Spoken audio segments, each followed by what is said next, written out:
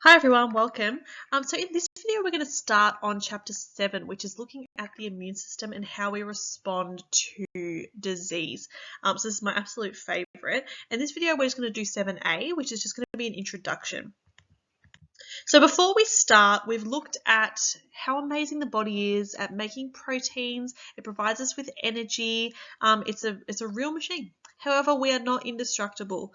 There are lots of things on this planet out to get us, and they can make us really sick or even can kill us. So luckily, our bodies have evolved an incredible system that allows us to fight off these diseases. And I introduce to you my favourite topic, which is the immune system, which keeps us safe. So the dot point we're going to be looking at, we're going to leave this first bit of the dot point until a little bit later on. I think we need a bit more background first. So we're just going to be looking at how we distinguish between self and non-self. So how do we know who we are and what is foreign to us? And we're also going to be looking at distinguishing between different types of pathogens that can hurt us. So self versus non-self. So this is really the language of the immune system. So obviously we do not want to attack our own self, but we do want to attack things that aren't ourselves. So how do we tell the difference? And there are these beautiful things called antigens. So antigens, and you can see them over here, it's a self or non-self marker. So it's really used to distinguish between that. It can be a lot of things. It can be a protein, it can be a sugar, it can be DNA, it can be so many different things. It can be attached to a cell, it can be free floating. And every single individual has a unique set of self-antigens on their cells. So no two people will have the same specific set, and that's what makes us all unique and all different, and what makes self. If something is identified as non-self, that's when an immune response will occur. So for instance, if a bacteria enters or a virus enters and it has an antigen that is not self, that's when an immune response will occur. And we'll talk about a little bit later on how this can happen even to things that aren't dangerous to us. So that's things like allergies and things like that. So anything that's identified as non-self or incorrectly identified as non-self will form an immune response. Foreign antigens can be identified on pathogens. So I'm going to use the word pathogens a lot. So anytime that I say the word pathogen, I just mean an agent that can cause disease. So a pathogen can be something like a bacteria, a virus, anything that causes disease in an individual. Foreign antigens can also come from others though. So for instance, when we're doing blood transfusions or organ transplants, that's why those things are really, really difficult, because we need to figure out how to stop our bodies from mounting an immune response. Because if we get blood from somebody else, that will have foreign antigens on it, and if things go wrong, it will attack those blood cells. So it's a really interesting thing to know about. So self-antigens, what are they? What do they look like? So they mark a cell of an organism as self so that the immune system does not attack us.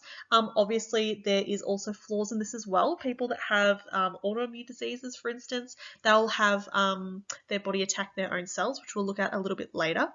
But the most common self-antigen takes the form of something called a major histocompatibility complex. That's what the C stands for. So that's what these look like here.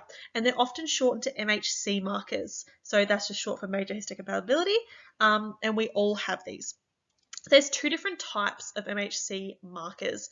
There's MHC class 1, which is on all nucleated cells of the body. So MHC class 1 markers are expressed on everything except the one cell that doesn't have a nucleus, which is red blood cells. Okay, so they're expressed on everything. So these are the main ones that are going to identify us as self, because they're on every single cell that we have. There's also MHC class 2 markers, and they're really specific for These are only on specialized cells of the immune system. So MHC class 2 markers are really specific for immune responses, and we'll talk about the sorts of cells that have those ones a bit later on. So like I was talking about, there can be malfunctions involving antigens. We're obviously not foolproof.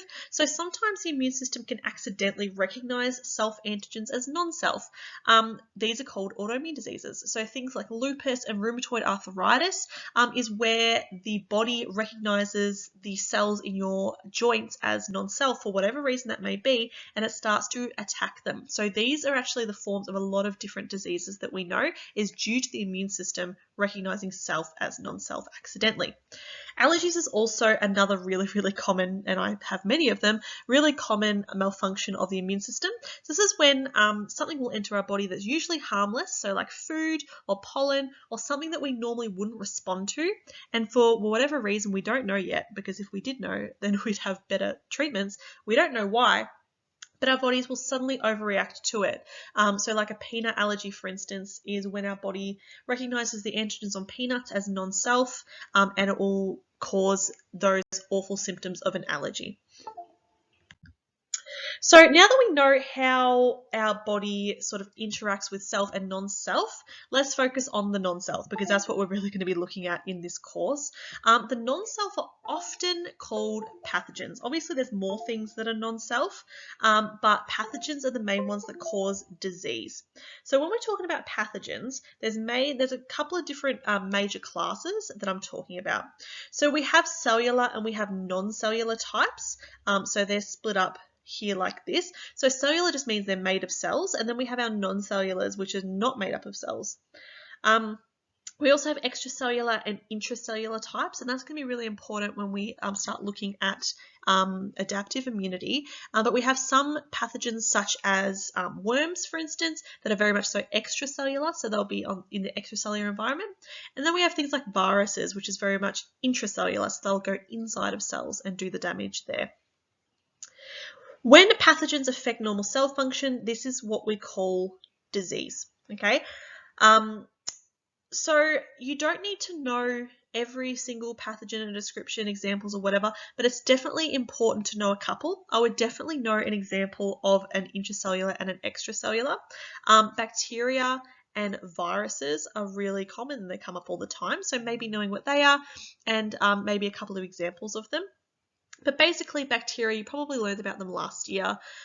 They are, mostly unicellular prokaryotes.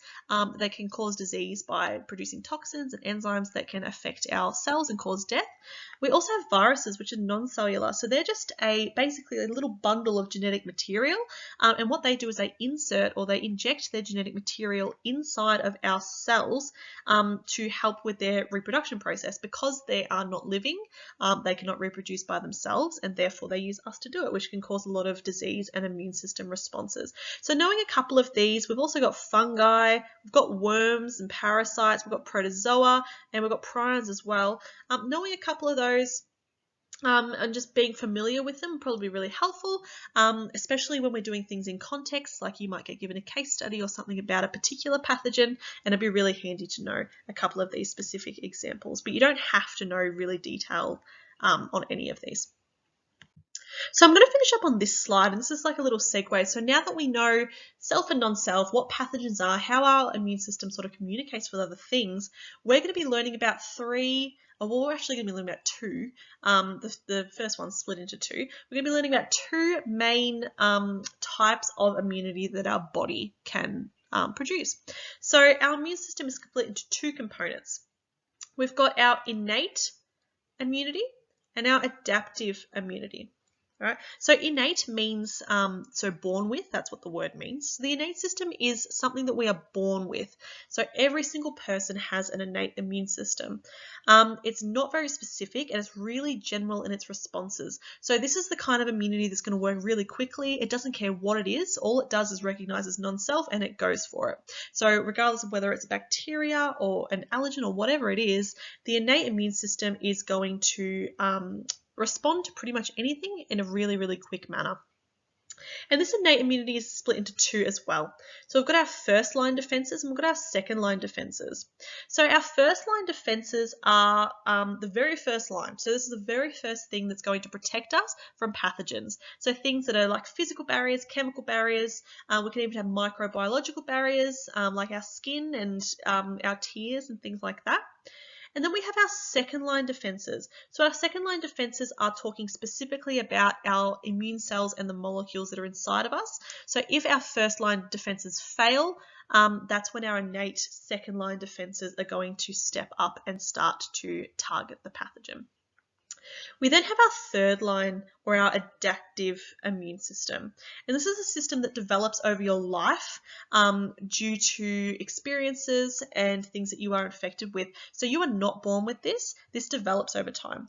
And it's really, really, really specific. So one adaptive immune cell is only going to respond to one specific antigen on one specific pathogen. So it's really specific, and it responds to invasions relatively slowly, because the adaptive immune system takes a really long time to get activated, because it has to go through the first and then the second lines until it gets to the third line. So it takes a while to initiate, and because these cells are quite advanced and complex, they take a long time to sort of grow and duplicate. But it's really, really effective in combating disease. But ideally, you don't really want to get to those guys. Hopefully your innate immune system will do a lot of the work for you for simple diseases, things like colds and stuff like that. But your adaptive immune system might be involved in more long-term disease. So we often refer to these as the first, the second, and the third line responses. And over the entirety of chapter 7, we're going to be diving into those 3 different lines of defenses and seeing when they kick in, why they kick in, and what happens and how they protect our body. So thank you for listening. If you've got any questions, bring them to class, and I will see you there.